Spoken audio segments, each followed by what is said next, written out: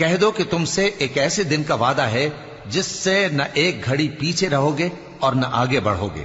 اور جو کافر ہیں وہ کہتے ہیں کہ ہم نہ تو اس قرآن کو مانیں گے اور نہ ان کتابوں کو جو اس سے پہلے کی ہیں، اور کاش ان ظالموں کو تم اس وقت دیکھو جب یہ اپنے پروردگار کے سامنے کھڑے ہوں گے اور ایک دوسرے پر الزام دھر رہے ہوں گے۔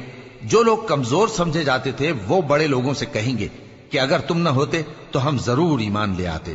جو لوگ بڑے بن بیٹھے تھے وہ کمزوروں سے کہیں گے کہ بھلا ہم نے تم کو ہدایت سے جب وہ تمہارے پاس آ چکی تھی روکا تھا؟ نہیں، بلکہ تم ہی گناہگار تھے۔ اور کمزور لوگ ان بڑے لوگوں سے کہیں گے نہیں، بلکہ تمہاری رات دن کی چالوں نے ہمیں روک رکھا تھا جب تم ہم سے کہتے تھے کہ ہم اللہ سے کفر کریں اور اس کا شریک بنائیں۔ اور جب وہ عذاب کو دیکھیں گے تو دل میں پشیمان ہوں گے اور ہم کافروں کی گردنوں میں طوق ڈال دیں گے۔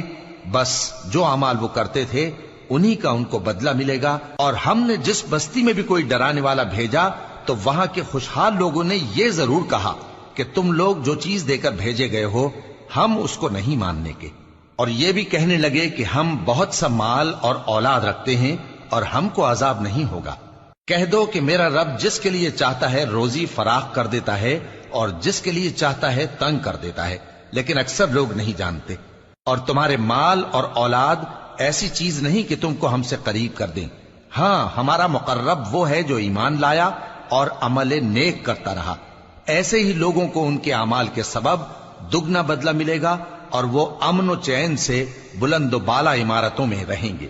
جو لوگ ہماری آیتوں کے سلسلے میں ہمیں ہرانے کی کوشش کرتے ہیں وہ گرفتار عذاب کیے جائیں گے۔ کہہ دو کہ میرا پروردگار اپنے بندوں میں سے جس کے لیے چاہتا ہے روزی فراخ کر دیتا ہے اور جس کے لیے چاہتا ہے تنگ کر دیتا ہے، اور تم جو چیز خرچ کرو گے وہ اس کا تمہیں عوض دے گا، وہ سب سے اچھا رزق دینے والا ہے۔ اور جس دن وہ ان سب کو جمع کرے گا پھر فرشتوں سے فرمائے گا کیا یہ لوگ تم کو پوجا کرتے تھے؟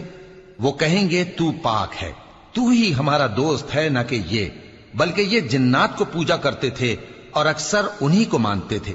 تو آج تم میں سے کوئی کسی کو نفع اور نقصان پہنچانے کا اختیار نہیں رکھتا، اور ہم ظالموں سے کہیں گے کہ اب دوزخ کے عذاب کا جس کو تم جھوٹ سمجھتے تھے مزہ چکھو۔ اور جب ان کو ہماری روشن آیتیں پڑھ کر سنائی جاتی ہیں تو کہتے ہیں یہ ایک ایسا شخص ہے جو چاہتا ہے کہ جن چیزوں کی تمہارے باپ دادا پرستش کیا کرتے تھے ان سے تم کو روک دے۔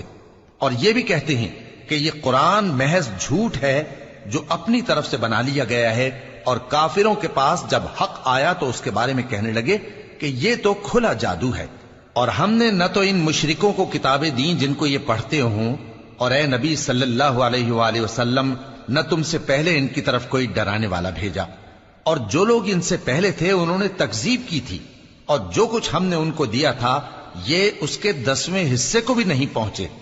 پھر انہوں نے میرے پیغمبروں کو جھٹلایا، سو میرا عذاب کیسا ہوا۔ کہہ دو کہ میں تمہیں صرف ایک بات کی نصیحت کرتا ہوں کہ تم اللہ کے لیے دو دو اور اکیلے اکیلے کھڑے ہو جاؤ، پھر غور کرو تمہارے رفیق یعنی اس نبی صلی اللہ علیہ وآلہ وسلم کو کسی طرح کا جنون نہیں، یہ تو تم کو سخت عذاب کے آنے سے پہلے ڈرانے والے ہیں۔ کہہ دو کہ میں نے تم سے کچھ صلہ مانگا ہو تو وہ تمہارا، میرا صلہ اللہ ہی کے ذمے ہے اور وہ ہر چیز سے خبردار ہے۔ کہہ دو کہ میرا پروردگار اوپر سے حق ہی نازل کرتا ہے اور وہ غیب کی باتوں کا جاننے والا ہے۔ کہہ دو کہ حق آ چکا اور باطل نہ تو پہلے کچھ کر سکتا ہے اور نہ دوبارہ کچھ کرے گا۔